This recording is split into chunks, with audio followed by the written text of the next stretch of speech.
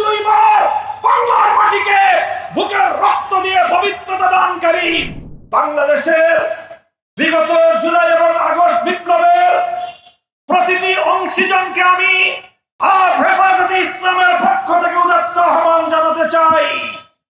বিগত 15 বছরের ফ্যাসিবাদী আমলে আমরা যারা রক্ত দিয়েছি রাজপথে, জীবন দিয়েছি রাজপথে, সকলকে আমি অ্যাড্রেস করি।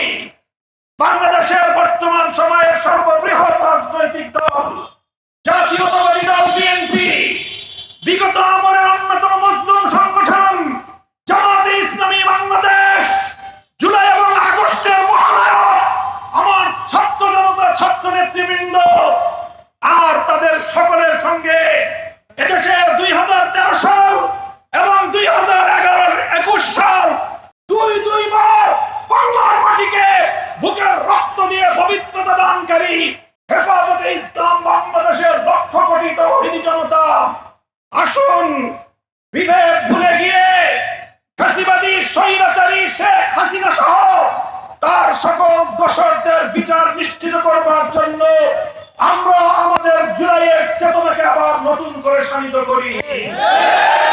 প্রফেসর ডক্টর ইউনূস সাহেব জাতির অভিভাবকত্বের দায়িত্ব গ্রহণ করেছেন। আমাদের সেনা প্রধান বাংলাদেশের অন্যতম স্তম্ভ, যার যার জায়গা থেকে আপনারা দায়িত্ব পালন করুন। আপনারা ব্যক্তিগত মান অভিমান এবং ক্ষোভ থেকে এদেশের 18 কোটি মানুষের স্বপ্নকে ফিকে হতে দিতে পারেন না। এদেশের মানুষের অনেক স্বপ্ন রয়েছে, এদেশের অনেক মা তার সন্তান হারিয়েছে, তাদের চোখের অশ্রু এখনো শুকিয়ে যায়নি, শহীদের রক্তের দাগ এখনো বাংলার রাজপথ থেকে মুছে যায়নি। এখনো ক্ষমতা নিয়ে এত মারামারি করা এবং এত হানাহানিতে লিপ্ত হওয়া আমাদের জন্য সমীচীন হবে না। বিএনপি সহ সকল রাজনৈতিক দলগুলোকে বলতে চাই, এভাবে আলটিমেটাম দিয়ে এবং এভাবে টাইম ফ্রেম বেঁধে দিয়ে দেশকে সামনের দিকে অগ্রসর করা সম্ভব হবে না। সহনশীল অবস্থানে আসুন, প্রত্যেকে দায়িত্বশীল ভূমিকা পালন করুন।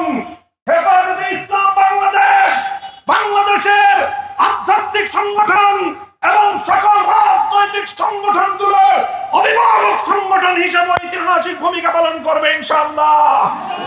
হেফাজতে ইসলামের মঞ্চ থেকে আমি আমাদের বাংলাদেশের এই ক্রান্তিকালের ত্রাতা হিসেবে আবির্ভূত অধ্যাপক প্রফেসর ডক্টর ইউনূস সাহেবকে আহ্বান জানাতে চাই, আপনি আপনার সংস্কার কার্যক্রম সুসম্পন্ন করুন। এদেশের রাজনৈতিক দলগুলোকে সঙ্গে নিয়ে নির্বাচন ব্যবস্থার আমূল সংস্কার সাধন করুন। প্রচলিত বর্তমানের দুর্বৃত্তায়নের নির্বাচনী ব্যবস্থায় এদেশের মানুষ বিশ্বাস করে না। এই দুর্বৃত্তপনার নির্বাচনের মাধ্যমে কিছু দুর্বৃত্তরাই সংসদ সদস্য হতে পারে, ভালো মানুষের সংসদ সদস্য নির্বাচিত হওয়ার কোনো ব্যবস্থা নেই।